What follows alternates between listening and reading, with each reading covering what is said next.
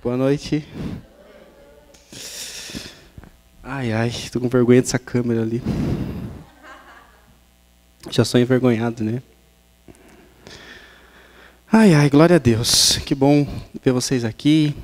Que bom ver jovens que estão se esforçando aí para buscar serem melhores, buscar a presença de Deus. E que o que eu passar hoje aqui possa vir do céu mesmo, que Deus possa me usar. Eu não sou capaz de passar nada para vocês, mas que o Espírito Santo tenha misericórdia de mim e use esse vaso aqui, imperfeito. E que Deus possa falar com vocês hoje, amém? Amém. Queria que vocês abrissem lá em Tiago 1, a partir do versículo 1 mesmo, até o 8.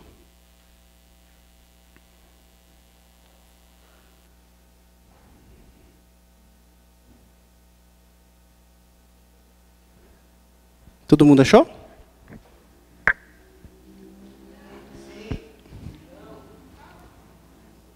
Quem achou, diga amém. Quem não achou, diga misericórdia.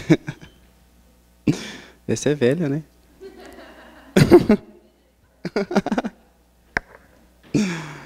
Amém. Tiago, servo de Deus e do Senhor Jesus Cristo, as 12 tribos dispersas entre as nações, saudações. Meus irmãos, considerem motivo de grande alegria o fato de passarem por diversas provações, pois vocês sabem que a prova da sua fé produz a perseverança. Repita comigo, perseverança. E a perseverança deve ter ação completa, a fim de que vocês sejam maduros e íntegros, sem que falte a vocês coisa alguma. Se algum de vocês tem falta de sabedoria, peça a Deus, que a todos dá livremente, de boa vontade, e lhe será concedida. Peça, porém, com fé, sem duvidar, pois aquele que duvida é semelhante à onda do mar, levada e agitada pelo vento. Não pense que tal pessoa receberá coisa alguma do Senhor, pois tem mente dividida e é instável em tudo que faz. Uau! Esse versículo 7 aqui me pegou. Não pense que tal pessoa receberá coisa alguma do Senhor, pois tem mente dividida e é instável em tudo o que faz. Sério, né? Muito sério. Infelizmente, a instabilidade, a inconstância, ela está presente muito nos jovens de hoje em dia. Não só nos jovens, mas nos jovens a gente vê assim uma inconstância muito grande.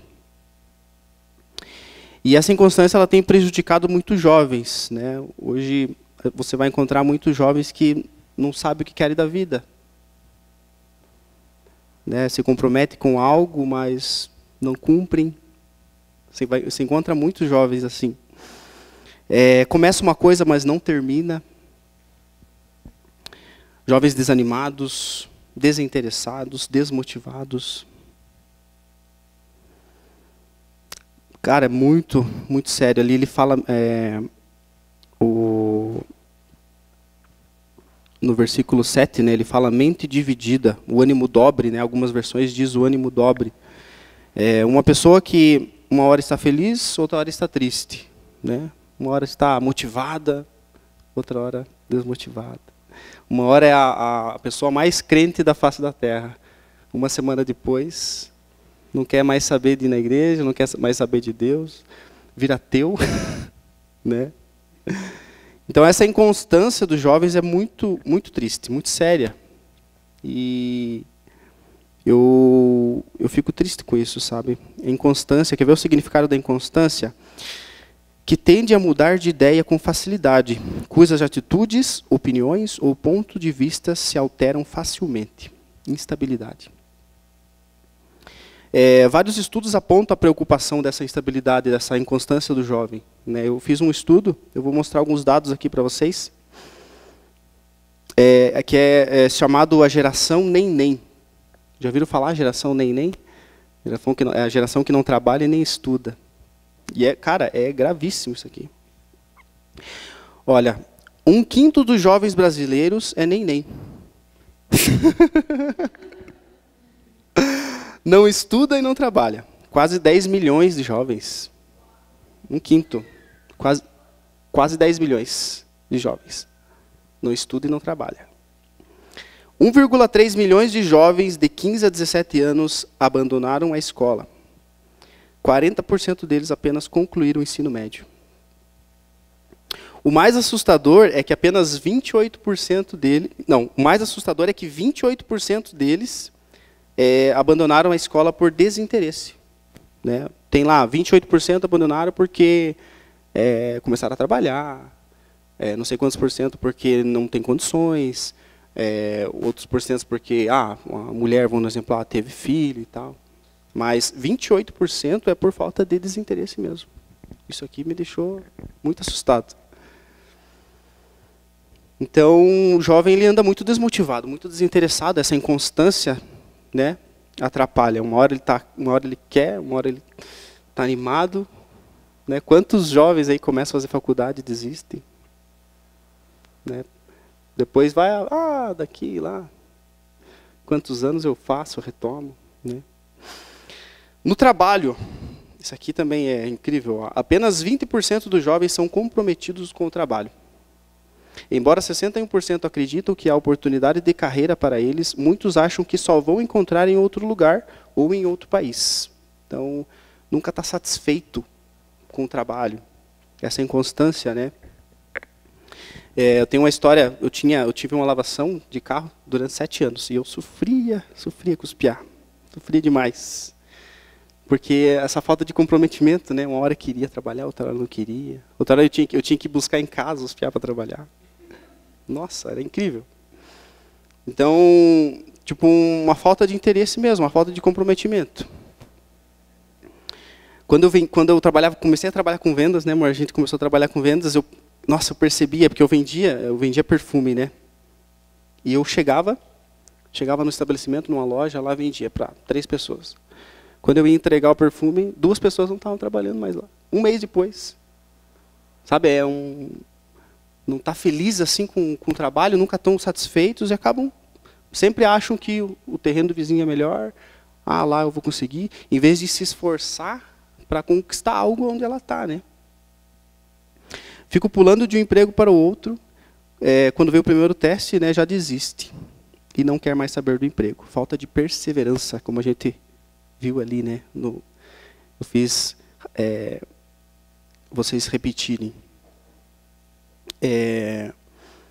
Aqui é o final do estudo que eu fiz, que diz assim, ó, uma geração que tem grandes ideias, muito engajamento, muita energia, mas que desmobiliza diante das primeiras dificuldades. Disse um autor de um livro, eu nem vi o nome do livro, mas a frase dele me chamou a atenção. Diz assim, que o jovem ele tem muita iniciativa, mas pouca acabativa.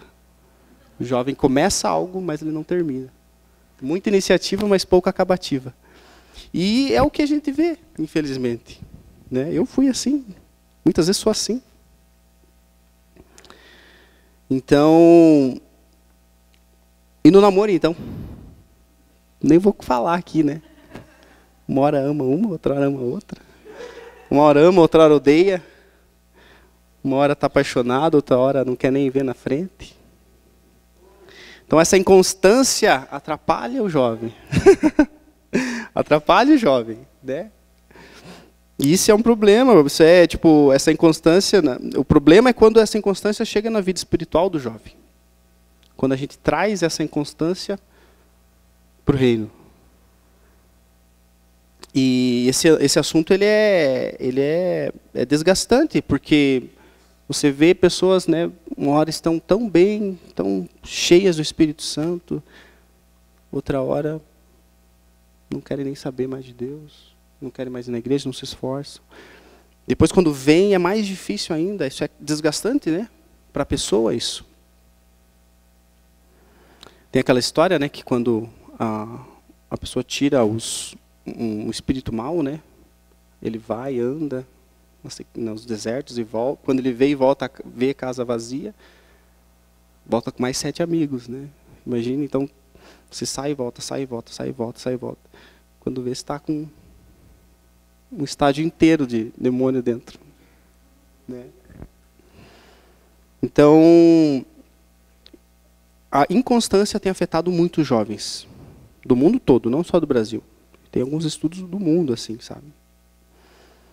Lá em Salmo 78, 8, não precisa abrir, eu só vou ler rapidinho aqui, diz assim. Deus estava falando com... Davi estava falando, né? Ele diz assim, e que não fossem como seus pais, geração obstinada e rebelde, geração de coração inconstante, e cujo espírito não foi fiel a Deus. Perigo de a pessoa ser inconstante, né? De não ser fiel a Deus, que nem o povo, aquele povo do deserto, né? Aqui ele estava falando da geração dos pais, né? Que era o povo que sofreu no deserto, né?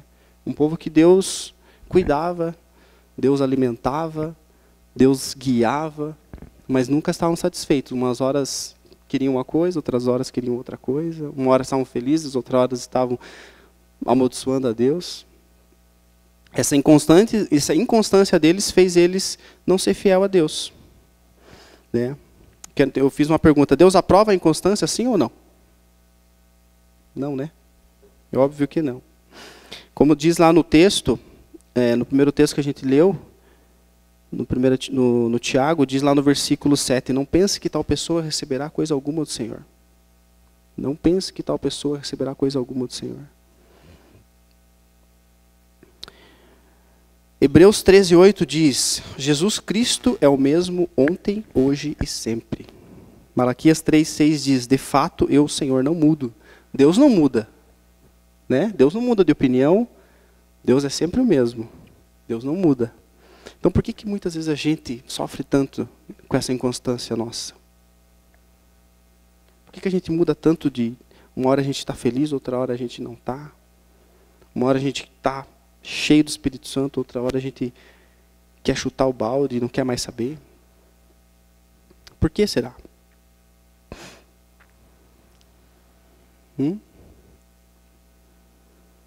O diabo usa isso muito contra a gente. Usa muito. E a gente precisa se posicionar. Né? Eu acho que todos nós, em algum ponto da nossa vida, a gente é inconstante. Eu sou inconstante em muitas áreas da minha vida. Quem aqui quer deixar de ser inconstante? Levanta a mão.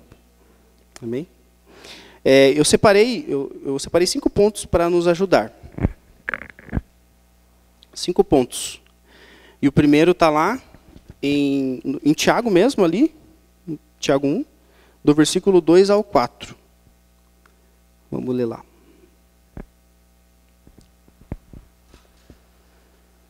Meus irmãos, considerem motivo de grande alegria o fato de passarem por diversas provações, pois vocês sabem que a prova da sua fé produz a perseverança. E a perseverança deve ter ação completa, a fim de que vocês sejam maduros e íntegros, sem que falte a vocês coisa alguma. Então, o primeiro ponto que eu vejo importante para um jovem é a perseverança. É você não desistir, é você persistir. Né? Em qualquer área da tua vida, seja trabalho, seja escola, seja na vida espiritual, seja em casa, persista. Não desista, não desanime. Perseverança, o significado de perseverança é estabilidade, confiança, tolerância. A característica da pessoa que não se desvia do seu propósito e da sua lealdade à fé, mesmo diante das maiores provações e sofrimento. Então, independente da dificuldade, permaneça. Né? Permaneça. Persevere. Que preço você está disposto a pagar? Que preço você está disposto a pagar? O que você está disposto a sofrer para testar a tua fé, a tua perseverança? No trabalho, na escola. O trabalho tem as pessoas que ficam te perseguindo. Você não é valorizado, mas o que Deus tem para você? O que Deus tem para você não é melhor? Você não confia em Deus? Deus não tem as melhores coisas para os filhos dele? Né? Então, que preço você está disposto a pagar? A aprovação vai vir. Isso é fato. né? A Bíblia fala que a provação vai vir. Cabe a gente como a gente vai se posicionar diante dessa provação. Se a gente vai murmurar, como o povo do deserto fez, né? Ou se a gente vai perseverar, se a gente vai acreditar, se a gente vai ver aquilo como talvez um teste de Deus, para que a gente possa crescer naquela área. Talvez um testemunho, né? Talvez Deus proporcione aquele teste ali para você servir de testemunho para as pessoas, né? Hebreus 10, abram lá em Hebreus 10, a partir do versículo 32. Então a gente precisa ter perseverança, não desistir nunca. Sempre vai vir, sempre vai ter provação, sempre vai ter desafios, né? Isso faz parte do nosso crescimento, né? Tiago fala, ali em Tiago fala, né? Considere motivo de alegria passar por várias provações, mas persevere. Hebreus, capítulo 10, versículo 32.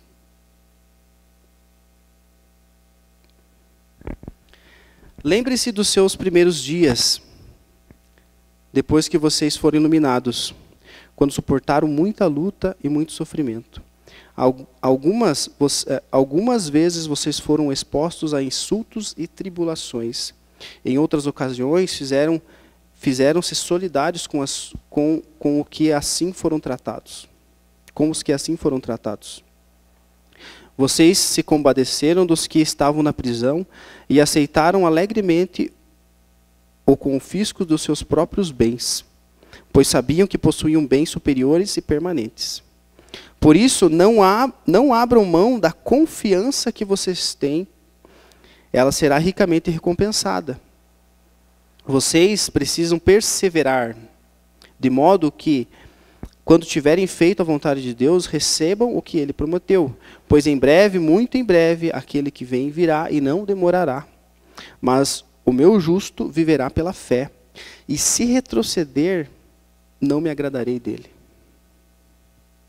Se retroceder, não me agradarei dele. Sério, né? Então a gente precisa tomar a partir do momento que a gente toma uma decisão, perseverar, não retroceder. Não retroceder. A gente já leu 2 textos ali que Deus não se agrada disso. Né? Deus não muda, então Ele não quer que o filho dele mude também, ficar mudando de ideia. Ficar de uma hora para outra, né? Como as ondas do mar que dizem Tiago ali, ficam de um lado para o outro. Lembre dos seus primeiros dias, né? Se um dia vier alguma provação, vier alguma tribulação que dê vontade de desistir, lembre dos primeiros dias, quando você conheceu a Cristo. Né? Que renove a sua fé. Então a primeira é perseverança. O segundo, está lá em Tiago também. Não precisa abrir, está lá no versículo 5, que diz assim, ó: se algum de vocês tem falta de sabedoria, peça a Deus que a dá a todos livremente de boa vontade, e ele será concedida. Né? Peça a Deus. Esse peça a Deus eu vejo como intimidade com Deus. Né?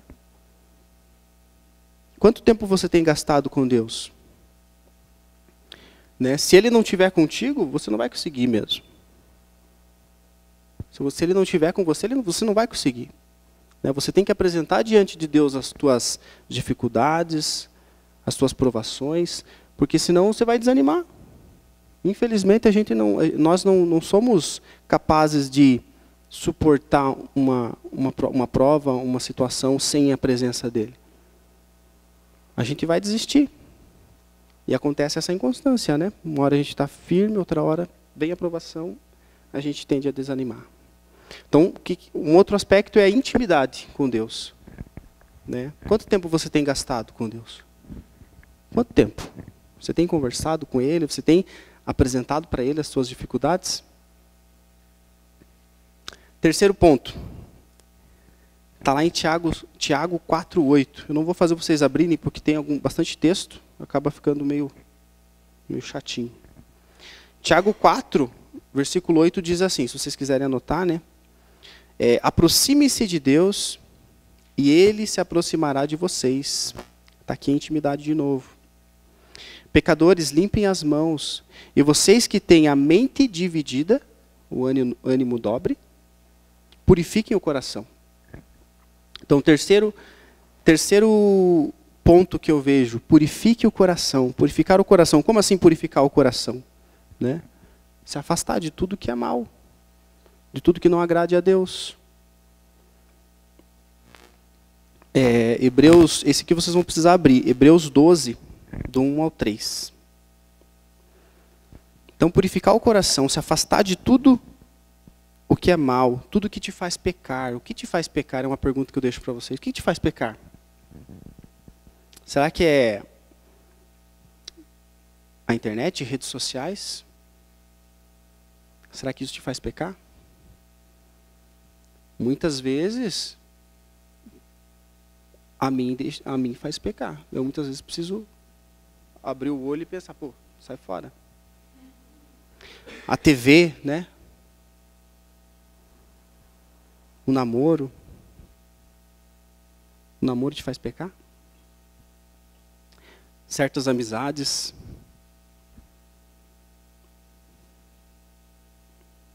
Hebreus 12, do 1 ao 3.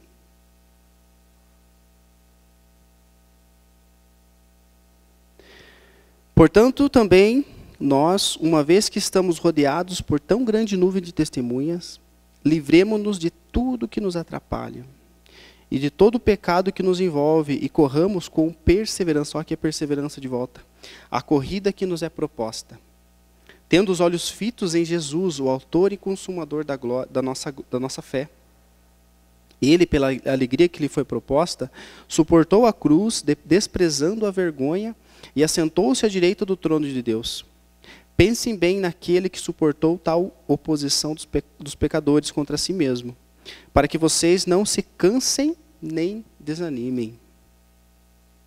Então aqui de novo fala de perseverança, e no início ali, né, se afastar de tudo que nos atrapalha.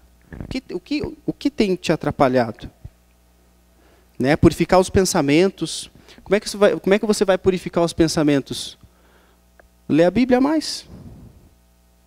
Eu um dia tive uma conversa com um pastor e estava vindo muita seta. Muita seta. Eu percebi que estava vindo muita seta, muita tentação, o diabo sujo assim, sabe? E o pastor me desafiou a ler mais a Bíblia. E, cara, a Bíblia é a água que nos lava, né? A palavra que nos limpa. E a partir do momento que eu comecei a ler mais, eu não senti mais, não fui atraído mais por certos pensamentos. Porque a palavra me limpava, a palavra me purificava. Então, purificar o coração. A quarta, está lá em 1 Coríntios 15, 58. Se você só anote, eu tenho aqui. 1 Coríntios 15, 58 diz assim: portanto, meus amados irmãos, mantenham-se firmes e que nada os abale. Sejam sempre dedicados à obra do Senhor, pois vocês sabem que no Senhor o trabalho de vocês não será inútil. Então, o quarto ponto que eu vejo é o trabalho na obra de Deus. Não o trabalho assim, você vem limpar a igreja, ou vem cortar grama, ou vem pintar a máquina do templo lá. Não esse tipo de trabalho. Eu digo o trabalho na obra de Deus mesmo. O que é o trabalho da obra de Deus? Conquistar vidas, conquistar almas para Deus, cuidar delas. Isso é trabalhar para Deus. Porque eu percebo assim que quanto mais você trabalha para Deus, mais firme você fica. Quanto mais pessoas você cuida, lógico, você não vai ficar sair cuidando de todo mundo, né? Mas eu percebo que nem no discipulado que eu faço com os meus discípulos. Eu cresço mais que eles, muito mais que eles. Porque eu sou mais desafiado a crescer. E quando você está tão envolvido com a obra de Deus, você bate de letra as outras dificuldades. Porque o teu foco está no trabalho de Deus. Você está cuidando de vidas, você está se esforçando para amar aquelas pessoas, para discipular aquelas pessoas, para chamar novas pessoas. O mundo está aí. Enquanto a gente está aqui numa boa, na presença de Deus, ali fora está cheio de jovem morrendo. Como o Felipe falou, né? O amigo dele morreu. E já era. Foi a chance dele, né? Então, trabalhar na obra de Deus. Eu acho que é um ponto positivo para a gente bater essa inconstância nossa. Que a gente se decide mais, a gente se esforça mais. Porque a gente quer passar Deus para aquela pessoa. O quinto ponto, bem rapidinho. O quinto ponto está lá em Lucas 14, que a gente vai ler. Lucas 14.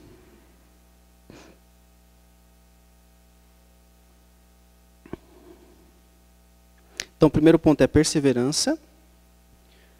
O segundo ponto é a intimidade. O terceiro é o se purificar, né? É o se limpar. O quarto é o trabalho. A gente realmente trabalhar para Deus e servir como um instrumento na mão dele. E o quinto está lá em Lucas 14, a partir do versículo 28.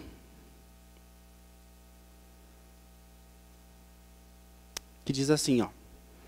Qual de vocês, se quiser construir uma torre, primeiro não assenta e calcula o preço para ver se tem dinheiro suficiente para completá-la?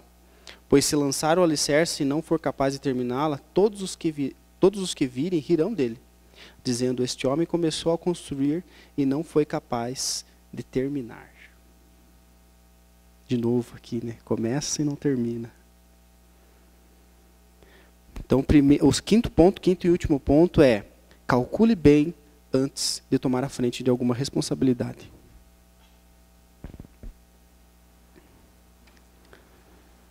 Pense bem, será que vou conseguir mesmo? Será que você não está deixando vários edifícios pela metade?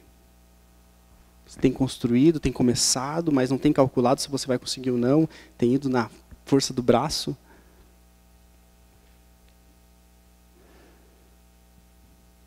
Eu fiz um exemplo aqui, né? Então eu me comprometi em fazer um jejum. Recebi a palavra do pastor no domingo, não, agora a partir de hoje eu sou outra pessoa e eu vou fazer um jejum de meio ano sem café da manhã.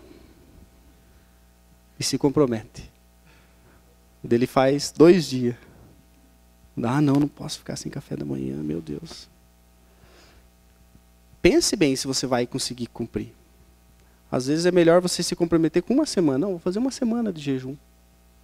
Mas vai conseguir. Do que você se comprometer com algo que talvez você não consiga. E talvez você passe vergonha. Né? Comece com uma semana. Comece aos poucos. E com o tempo você vai crescendo. Vou orar 1 hora por dia, todo dia, a partir de hoje. Domingo decide, chega segunda-feira, aquele frio. Não, vou orar de noite. De noite eu oro. Se comprometa com 15 minutos, então. Com 10 minutos. Não, eu vou orar 10 minutos todo dia. Daí é 15. Quando você vê 15 já é pouco, então é 30. Até você chegar a 1 hora. Uma hora você chega em 1 hora. Mas...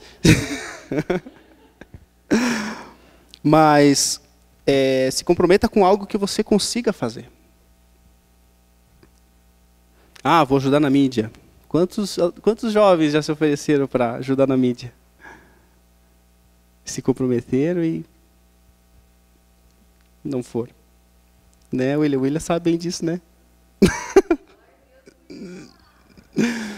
Mas então, né? Eu quero cuidar do louvor, das crianças, da diaconia. Ore primeiro. Ore e peça a Deus. Né? Peça a Deus uma resposta. E depois disso se comprometa. Como diz lá em Mateus 5,37, que o seu sim seja sim e o seu não seja não. O que passar disso vem do maligno. Pesado, né? Pesado demais. Pesado demais. Eu queria que o Bruninho colocasse aqui do slide lá que eu Se vocês quiserem subir. Hoje foi bem curto, né? Mas é um assunto assim muito... É um assunto que nos desafia, sabe? Me desafia. Eu tenho muito temor de falar isso para vocês, porque eu sofro muito com isso também. Eu também muitas vezes me pego sendo inconstante, prometendo algo e não cumprindo, né? E das vezes pela emoção. E diz ali, né?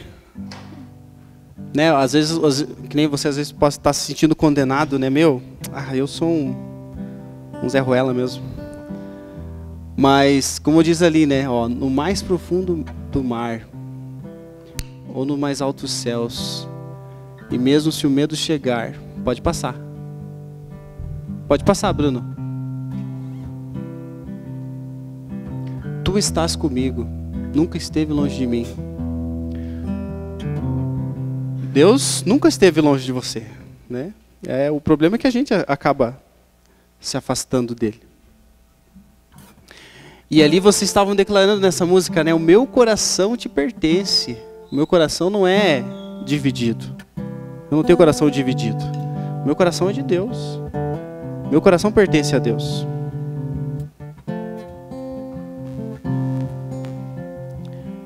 Eu queria que vocês fechassem os olhos e conversassem com Deus. Que o Espírito Santo possa estar revelando para vocês. Queria que vocês pensassem. Queria que vocês pensassem no que vocês já se comprometeram um dia e acabaram desistindo, acabaram esquecendo. Você possa pedir perdão por isso, né? Por algo que você se comprometeu, mas não conseguiu cumprir. Talvez você fez por emoção,